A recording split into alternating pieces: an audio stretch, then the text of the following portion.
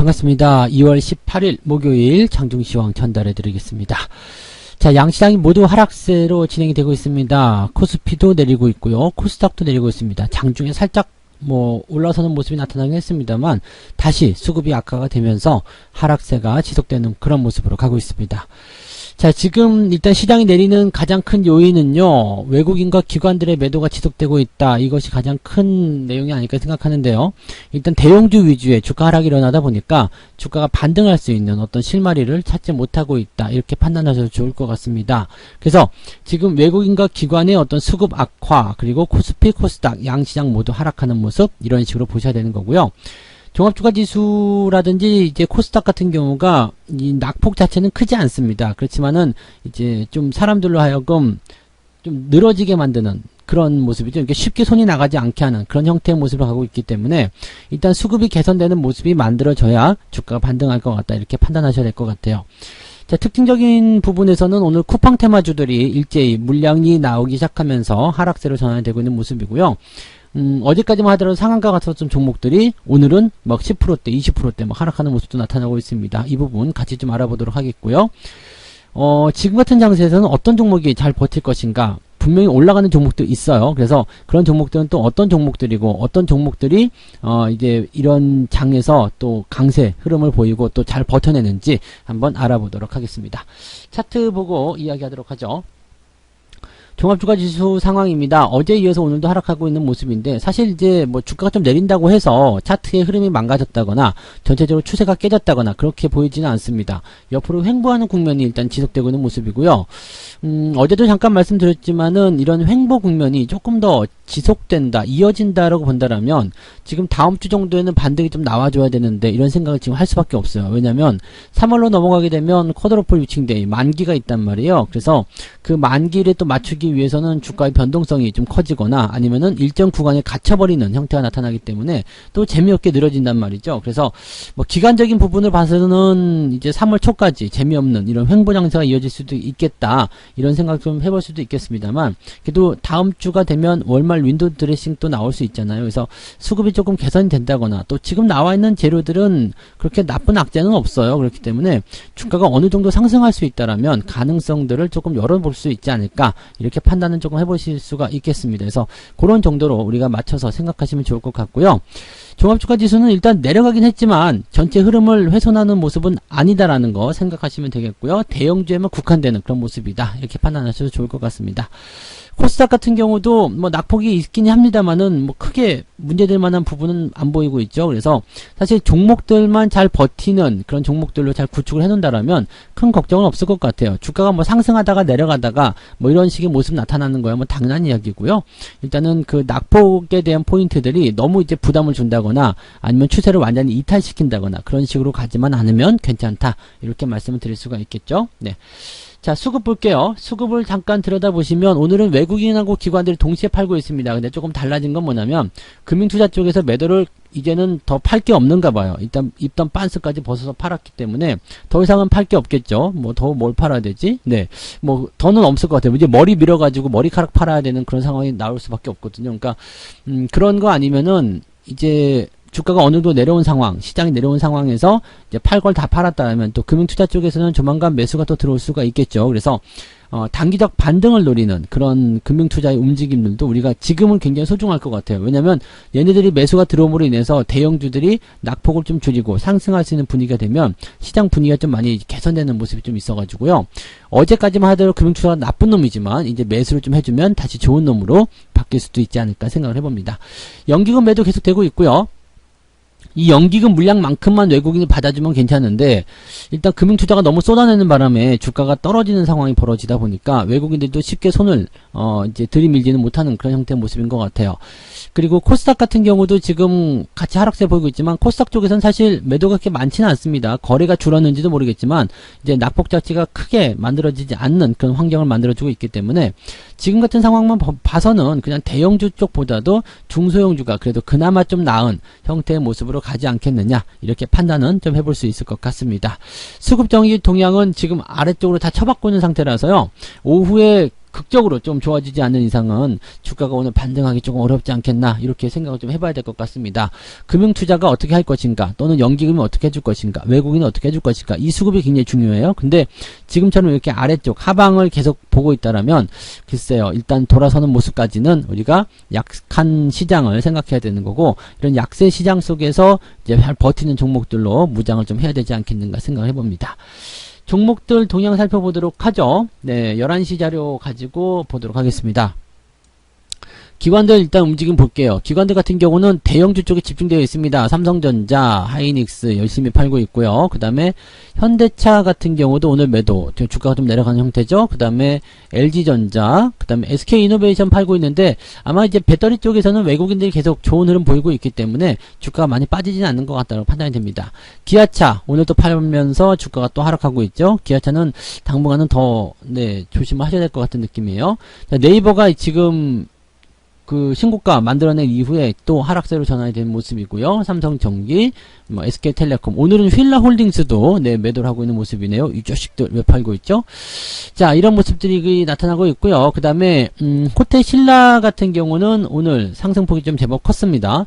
그리고 신세계, 이 코로나가 이제 극복되는 그런 상황으로 갔을 때 기대감을 가질 수 있는 종목군들이 오늘 조금 올라가는 것 같아요. 화장품 관련주들 오늘 반등세 세게 나오고 있죠. 또 그 다음에 LF 같은 경우처럼 이제 의복, 섬유, 의류 이런 쪽에 있는 종목군들이 또 상승세를 보이고 있는 모습도 같이 나타나고 있습니다. 그래서 코로나 상황이 해소가 된 이후에 이제 소비가 증가가 되는 소비 증진에 따른 그런 기대감이 있는 종목들이 오늘 상승세를 좀 보이고 있는 그런 모습이다라고 보시면 되겠죠. 오늘 한국콜마라든지 이런 종목들 코스맥스 전체적으로 다 상승하는 그런 흐름이 나타나고 있습니다. 기관들 매수가 들어오면서 이렇게 만들어진 것이다 라고 판단하시면 되겠죠. 네. 자, 외국인 것도 한번 볼게요. 외국인들 같은 경우는 삼성전자 오늘 순매수예요. 야, 이거 좀 특징적인 부분이다. 그죠? 기관들은 매도를 좀 했었는데 삼성전자를 지금 외국인들이 사고 있다라는 거 요것만 보더라도 조금 특징적인 거죠. 근데 하이닉스를 오늘 팔았어요. 그래서 오늘은 하이닉스의 이 낙폭이 조금 더 큰 것 같습니다. 근데 그동안 외국인들이 하이닉스에 집중했었던 모양새를 본다라면 매도가 아주 많이 확장되지 않는 이상은 하이닉스에 대한 어떤 매도 포인트가 그렇게 좀 주가에 큰 나쁜 영향을 줄 것 같지는 않고요. 대신에 이제 삼성전자를 좀 사고 있어서 삼성전자는 오늘 지지점이 좀 잘 만들어지고 있는 그런 모습인 것 같아요. 하이닉스가 더 좋다고 했더니 또 더 많이 올라가다 보니까 거기에서 이제 뭔가 분위기를 좀 잡아가는 형태인 것 같습니다. 근데 두 종목 모두 다 이제 횡보의 가능성이 있기 때문에요. 조금 더 지켜봐야 되는 그런 상황이라고 생각하시면 맞을 것 같아요. 그래서 그런 형태라고 보시면 되겠고요. S-오일을 오늘 외국인들 좀 팔고 있는데 그동안 이제 유가 상승에 대한 부분 때문에 계속해서 주가가 상승했었고요. 거기에 대한 차익 실현이 아마 나타나는 것이 아닌가라고 판단이 되고 있습니다. HMM도 오늘은 매도를 좀 하고 있는데 아직까지 추세가 나쁘지 않습니다. 그래서 이런 것들은 크게 문제 삼을 건 없겠고요. SK이노베이션 오늘 매도가 좀 나오는데 특별한 부분은 없는 것 같아요. 대신에 LG화학이라든지 이런 종목들은 오늘 또 매수를 해주고 있는 모습입니다. 자, 외국인들 수급도 어떻게 보면 좀 이해가 안 가는 그런 부분들도 많이 있긴 합니다만은 전체적으로 봤을 때는 자기들이 가지고 있는 부분들이 일단은 경기 회복에 맞춰가지고 대응을 좀 하는 것 같고 많이 올랐다라면 조금 팔아서 챙겨놓고 그 다음에 밑에서 다시 사고 이런 것들을 계속적으로 윤회적으로 이제 반복하는 그런 형태의 모습으로 가는 것이 아닌가 이렇게 판단이 좀 됩니다. 그래서 그러한 형태의 모습들 나타나고 있다고 보시면 되겠습니다. 그러면 이제 경기가 좋아지는 그 관점에서 나타날 수 있는 수혜주들을 우리가 관심 있게 보실 필요가 있을 것 같죠. 정책 테마주로 봤을 때 그런 것들이 좀 많이 보이실 거예요. 뉴딜 같은 경우는 이제 비트로테크 같은 경우가 최근에 상승세 계속 이어가면서 분위기 좋게 만들고 있죠. 그래서 오늘도 또 올라가는 모습인데 시장과 관계없죠. 이런 것들은. 그래서 수익률 또 계속 만들어낼 수 있는 부분이 되는 것 같고요. 사람인 HR 같은 경우도요. 주가가 상승할 수 있는 포인트 또 상승했어요. 그러니까 이런 것들도 지금 보시면 정책적인 테마로 엮일 수 있는 그런 내용이기 때문에 상승에 대한 포인트가 만들어지고 있다. 근데 지금 괌에서 들어갔기 때문에 또 살짝 조정 들어갈 수 있는 국면이기도 합니다. 단기간에 지금 한 20% 넘게 올라갔거든요. 그러니까 이 부분도 약간 조심해야 되는 부분이긴 한데 이렇게 상승 흐름을 한번 타게 되면은요. 주가가 들어오는데 다 들어오지 않아요. 그래서 어느 정도까지 들어오고 나서 다시 나갈 때 직전 고점 넘어가거나 아니면 흐름을 더 크게 가져가는 경우들이 많이 있겠죠. 그래서 이런 정책 수혜주들 관심 있게 좀 보시면 좋겠고요. 아까 LF 잠깐 말씀드렸는데 이 종목도 지금 신고가 나오면서 빵 치고 나갑니다. 그동안 좀 아닌 것 같아 재미없어 이렇게 생각하시는 분들 많이 계셨을 텐데 이렇게 그런 그 수급적인 부분들이 한번 쏠리기 시작하게 되면 같은 업종 쪽에서 막 치고 넘어가는 그런 형태의 모습이 나타난다는 이야기죠. 그래서 그런 부분들 참고하시고요. 그 외에는 이제 오늘 그 좀 부담스러운 종목들 있죠.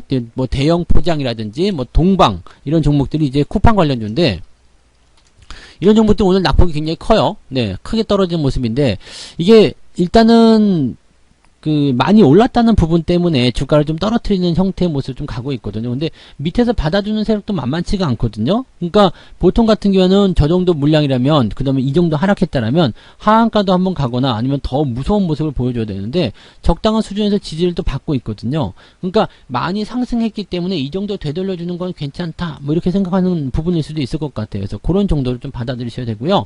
어제 우리가 보유한 종목 중에 인터지수 상한가를 갔죠. 지금 많이 반납하는 모습이긴 한데요.